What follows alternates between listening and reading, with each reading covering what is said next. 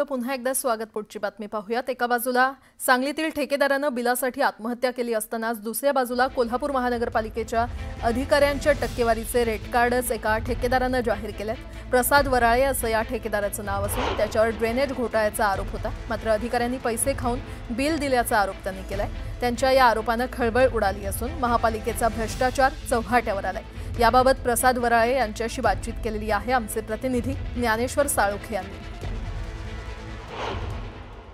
सांगलीतल्या एका ठेकेदाराने बिलासाठी आत्महत्या केली आणि त्यानंतर ठेकेदारांचं काम आहे ते चर्चेत आलं। मात्र कोल्हापुरात अधिकाऱ्यांचे हात भ्रष्टाचाराने बरबटलेले कसे आहेत याचं उत्तम उदाहरण आहे ते प्रसाद वराळे यांनी समोर आणले। खरं तर प्रसाद वराळे हे सुद्धा ठेकेदार आहेत आणि काम न उचलता त्यांनी 80 लाख घेतले अशा पद्धतीचा त्यांच्यावरती आरोप आहे तो केला जात होता। मात्र अधिकाऱ्यांची टक्केवारीच आहे ती त्यांनी जाहीर केलेली आहे। त्यांच्याकडून या संदर्भातली माहिती घेऊया। खरं तर तुम्ही अधिकाऱ्यांची थेट टक्केवारी जाहीर केली, त्याचे स्क्रीनशॉट गुगल पे केलेले आहेत, ते जाहीर केलं। काय आता ह्या सगळ्या प्रकरणावरती तुम्हाला बोलायचं आहे? माझ्यावरती आरोप झाला की मी 85 लाख रुपये हे मी काम न करता उचलले।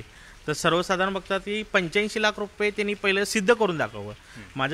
माझ्या खात्याला आलेले पैसे 67 लाख रुपये हे मी रितसर माझ्या प्रेसच्या नोटमध्ये मी जे काल पत्रकारांना दिले त्याच्यामध्ये डिक्लेअर केलेले आहेत। ते पैसे घेताना ते बिल काढताना ठरलेली टक्केवारी प्रत्येक तुम्ही माजी शहर अभियंता नेत्रदीप सरनोबत यांना 2% 1,20,000 रुपये, गायकवाडांना 1,20,000, उपशहर अभियंत्यांना 60,000 रुपये, पौडी विभागमध्ये जे क्लार्क अधीक्षक लाखाला 100 या हिशोबानं, त्यानंतर अकाउंटमधील लाखाला 100, जे अकाउंटमधले जे लेखापरीक्षक असतात त्यांना लाखाला एक साधारण 200 रुपये, असा साधारण हा बिल काढताना साधारण मी 3 ते 3.5 लाख रुपये पैसे दिल्यानंतर हे मला बिल मिळालं।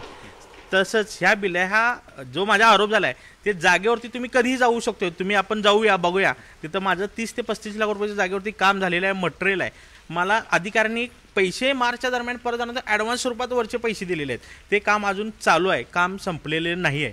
तिथे स्थानिक शेतकऱ्यांनी तिथं काम तक्रार केल्यामुळे ते काम थांबलेलं आहे आणि ह्याच कामाचे अजून 93 लाख रुपये महापालिकेत शिल्लक आहेत। मला जर घोटाळाच करायचा असता तर मी 1.5 कोटी रुपयाचा केला असता ना। 70 लाखाचाच किंवा ज्यांनी जो माझ्या जो आरोप केला 85 लाखाचाच का करीन, मग वरचं 93 लाख काय मला नको होते का, हा माझा त्यांना प्रश्न आहे। आता या संदर्भातली कारवाई आहे ती महापालिका त्या अधिकाऱ्यांच्यावरती करणार का हे पाहणं महत्त्वाचं आहे। शिवाय मुख्यमंत्र्यांनी अँटी करप्शन विभागाला सुद्धा त्यांनी या संदर्भातली पत्र लिहिलेली आहेत, त्यांच्याकडून सुद्धा याची दखल घेतली जाते का आणि अधिकाऱ्यांच्या संपत्तीची सुद्धा चौकशी होते का हे सुद्धा आता पाहणं प्रशासनाचं काम आहे। त्या दृष्टीनं प्रशासन काम करणार का की अशाच पद्धतीने ठेकेदारांची पिळवणूक आहे ती होत राहणार हेच आता पाहणं महत्त्वाचं आहे। Video journalist Sandeep Patil, Dnyaneshwar Salukhe, news 18 Lokmat, Kolhapur.